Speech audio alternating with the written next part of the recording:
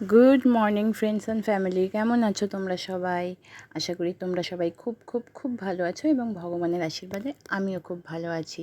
তো সকালে ঘুম থেকে উঠে ব্রেকফাস্ট করে চলে এলাম, যেটা রোজকার ডিউটি বিছানা গোছানো, সেটা বিছানা গোছাতে চলে এলাম। সঙ্গে আছে ছেলের দেখো দুষ্টুমি, দেখো হাতে কিছু ওনাকে না দিলে উনি চুপ করে বসে থাকবেন না।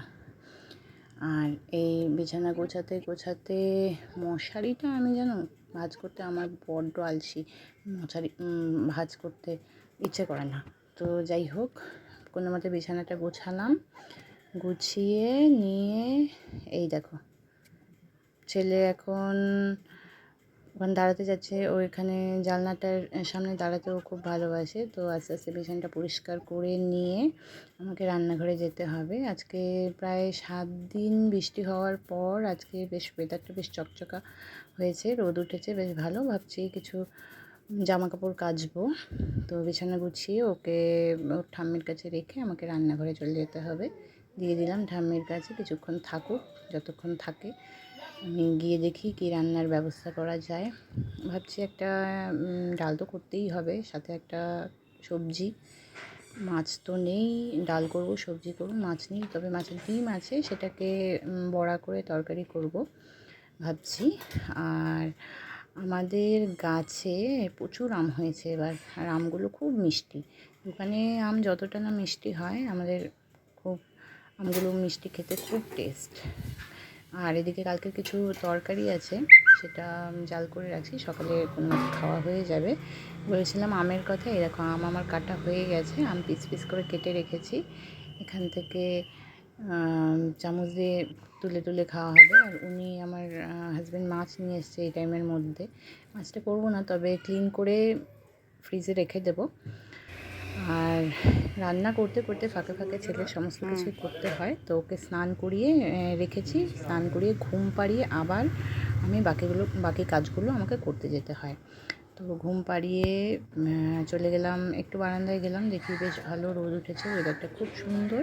তো জামা কাপড় কেচে স্নান করে চলে গেলাম ছাদে।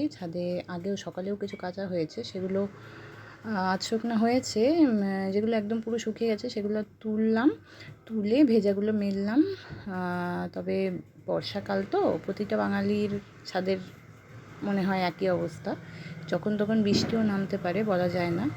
তো হাওয়াও দিচ্ছে দেখতে পাচ্ছি বেশ ভালোই জোরে।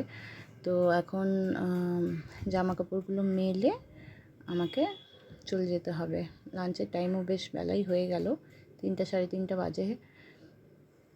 তো ডেলি এখন ছেলে হওয়ার পর লাঞ্চ করতে 3:30 4টা বেজেই যায়। তো শুকনোগুলো আমি তুলে নিলাম, আস্তে আস্তে ভেজাগুলো মেলে আমি চলে গেলাম লাঞ্চ করতে। লাঞ্চে যেটা বলেছিলাম সেটাই রান্না করেছি। তো লাঞ্চ করে একটু রেস্ট করব, গিয়ে দেখি আমার বাবুমশাই উঠে পড়েছে।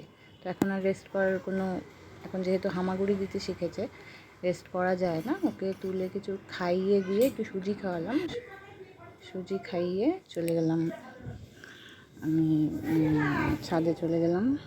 ছাদে দেখতে পাচ্ছি খুব